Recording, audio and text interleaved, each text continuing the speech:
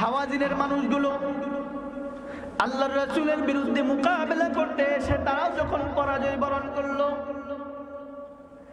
এটা যখন আবু আমের সচক্ষে দেখলো, দেখার পর আবু আমের নিরাশ হয়ে এসে মদিনা ছেড়ে সিরিয়ায় চলে যায়। কারণ সিরিয়া হইল তখনকার খ্রিস্টানদের প্রধান কেন্দ্র। আবু আমের সিরিয়ায় চলে গেছে। কিছুদিন পর সে সিরিয়ায় থাকা অবস্থায় মৃত্যুবরণ করছে। কন্যা সুবহানাল্লাহ। আবু আমের আল্লাহর রাসূলকে বলছিল, এ মুহাম্মদ, তোমার এবং আমার দুইজনের মাঝে যে মিথ্যাবাদী হবে সে যেন আত্মীয় স্বজন থেকে বিচ্ছিন্ন হয়ে মারা যায়। আবু আমের নিরাশ হয়ে যখন মদিনা থেকে সিরিয়া চলে গেলেন, সিরিয়া যাবার পর তার আত্মীয় স্বজন কেউ তো সিরিয়ায় নাই। বলেন না, আত্মীয় স্বজন সিরিয়ায় নাই, তাহলে সে কি আত্মীয় স্বজনের সাথে যুক্ত আছে না বিচ্ছিন্ন হয়ে গেছে? বিচ্ছিন্ন হওয়া অবস্থায় আবু আমের সিরিয়াতে মৃত্যুবরণ করে। আবু আমের সিরিয়াতে মৃত্যুবরণ করে এটাও স্পষ্ট হয়ে যায় যে আল্লাহ রাসূল সত্যবাদী ছিলেন আর আবু আমের মিথ্যাবাদী ছিলেন। কথা বলেন ঠিক কিনা? আবু আমের মিথ্যাবাদী ছিলেন। আবু আমের মদিনায় থাকা তার পরিচয়ে ইহুদিদের কাছে চিঠি লিখে পাঠায়। চিঠিতে লেখে, হে মদিনার ইহুদি সম্প্রদায়, হে মদিনার মুনাফিক সম্প্রদায়, মদিনাতে যে মক্কা থেকে মুসলিমগণ আসছে এদেরকে মদিনা থেকে অভিযান চালিয়ে দেশান্তরিত করার জন্য আমি রোমান সম্রাটকে সাহায্য করতেছি, আমি রোমান সম্রাটকে উদ্বুদ্ধ করতেছি। রোমান সম্রাট যে কোনো মুহূর্তে মদিনায় অভিযান চালাবে, চালাইয়া মুহাম্মদ সহ তার সঙ্গী সাথী সবাইকে মদিনা থেকে বহিষ্কার করে দেবে।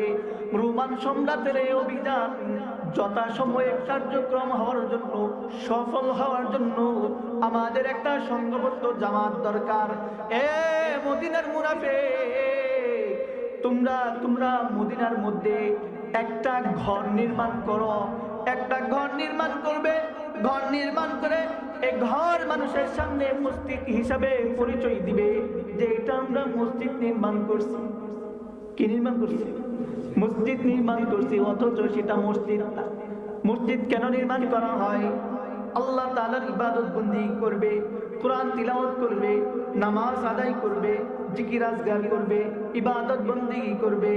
কিন্তু আবু আমের মদিনার ইহুদির, মদিনার মুনাফিকদের কাছে চিঠি লিখে পাঠায় যে মদিনাতে তোমরা একটা ঘর নির্মাণ করো। ঘর নির্মাণ কইরা ওই ঘরের নাম দিবা মসজিদ। ঘর নির্মাণ করে ঘরের নাম দিবা মসজিদ। এই ঘরের মধ্যে তোমরা সহ তোমাদের যত জানা মতো পরিচিত মুনাফিক আছে সমস্ত মুনাফিকদেরকে জমায়েত করবা। এই ঘরের মধ্যে তোমরা মুহাম্মদ রাসূলুল্লাহর বিরুদ্ধে এবং তার সাথী সঙ্গীদের বিরুদ্ধে যুদ্ধ করার জন্য যুদ্ধের সরঞ্জামগুলো সংগ্রহ করবা। এভাবে করে করে এখান থেকে একটা মজবুত জামাত তৈরি করবা, যে জামাত মুহাম্মদ এবং তার সাথী সঙ্গীদের বিরুদ্ধে যুদ্ধ করবে।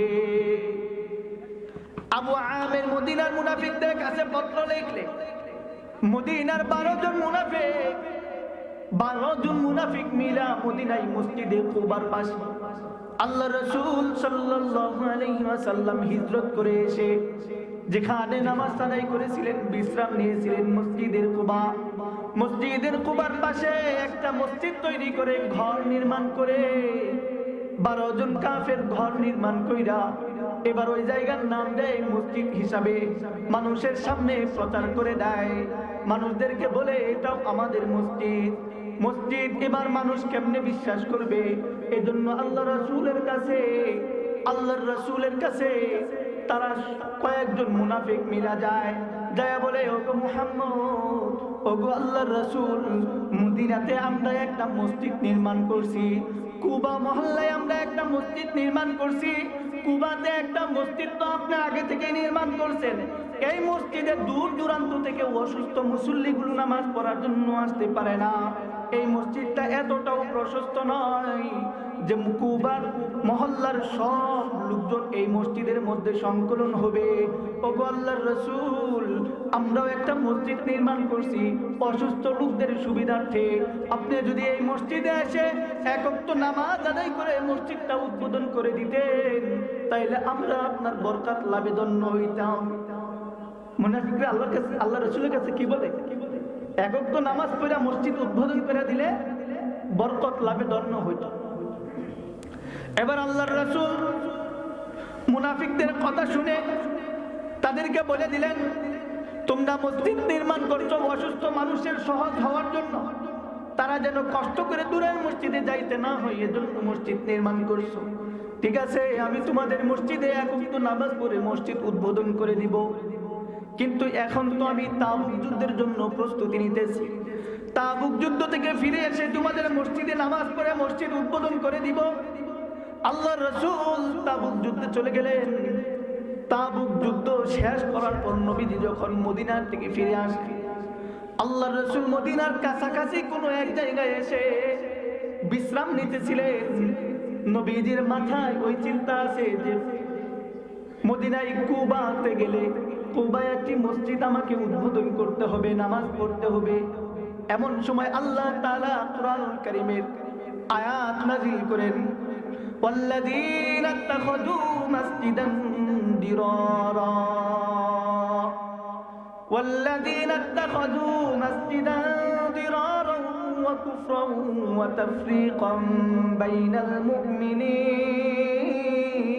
المؤمنين وإرصادا لمن حارب الله ورسوله من قبل